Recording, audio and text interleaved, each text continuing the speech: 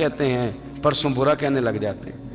لوگوں کے سامنے گڈ بک میں آنا چاہو گے تو وہ تو سویرے تمہارے بارے میں کچھ کہیں گے، شام کچھ اور کہیں گے۔ اپنی روحانی زندگی آباد کریں، اپنے مصلح کو وقت دیں، اور دنیا سے چھپ کر اس موبائل کو بند کر کے اور اپنے آپ سے بھی چھپ کے اور تنہا ہو کے چھپا کے سارا کچھ اپنے آنسو اپنے رب کی بارگاہ میں پیش کریں، اس کے حضور حاضری دیں۔ سنو نا ترمذی کی حدیث، اور اسے یاد رکھنا، نبی پاک علیہ السلام نے فرمایا اپنے دکھ لوگوں کے سامنے نہ بیان کرنا، سیٹھوں نوابوں کو نہ بتاتے پھرنا، دنیا داروں کے سامنے جا کے نہ رونا کہ میں تکلیف میں ہوں۔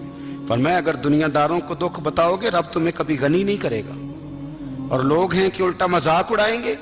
آپ کی جس سے بڑی پکی یاری ہے نا، پکی، وہ تب تک پکی ہے جب تک آپ نے 50,000 مانگا نہیں، اور جس وقت آپ نے کہہ دیا کہ میں مجبور ہوں میری مدد کر، تو پھر ختم ہو گئی دوستی۔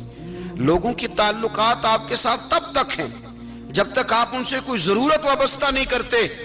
کریم محبوب فرمانے لگے بندوں کے سامنے دکھ نہ بیان کرنا، اللہ تجھے کبھی غنی نہیں کرے گا۔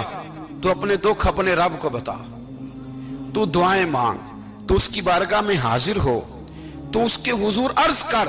فرمایا اپنے دکھ اپنے رب کو بتا، وہ جلدی کرے یا دیر سے کرے تجھے ساری دنیا سے بے نیاز کر دے گا، تجھے کسی کا محتاج نہیں رہنے دے گا۔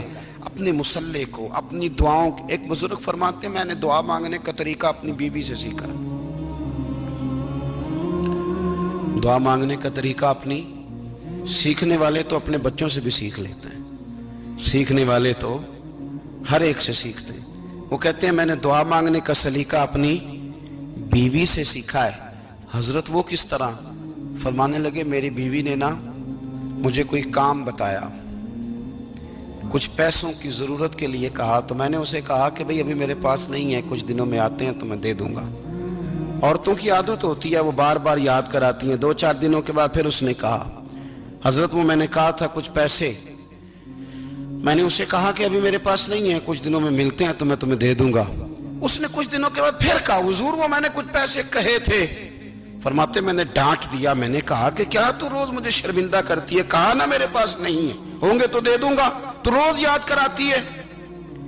فرماتے ہیں اس نے پہلے تو میری ڈانٹ کو سہا، پھر میرے سخت جملوں نے اس کی آنکھوں میں آنسو پیدا کر دیے، پھر اس نے اپنے آنچل میں اپنے اس دکھ کو سمیٹا، اور پھر اس نے ایک جملہ کہا تو میں رو پڑا، اور مجھے اپنے رب سے مانگنے کا طریقہ آ گیا۔ مجھے کہنے لگی حضرت جی آپ نے ڈانٹ دیا میں نے سہ لیا، پر آپ ہی میرے شوہر ہیں، بتائیں نا آپ سے نہ کہوں تو میں کس سے جا کے کہوں۔ فرماتے ہیں میں رو پڑا، اور میں کھل کے رویا، اور میں تڑپ کے رویا، اور پھر میری سسکیاں بند گئیں۔ تو مجھے کہنے لگی آپ کو کیا ہوا؟ میں نے کہا مجھے بھی دعا مانگنی آ گئی ہے، جب میں اسے کہوں گا نا اللہ تو ہی میرا رب ہے، میں تجھ سے نہ کہوں تو میں کس سے جا کے کہوں؟ میں کیوں کسی بندے سے سوال کروں؟ میں کیوں کسی دنیا دار سے کہوں؟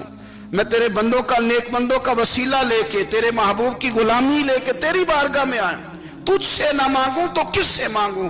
سمجھ آ گئی ہے؟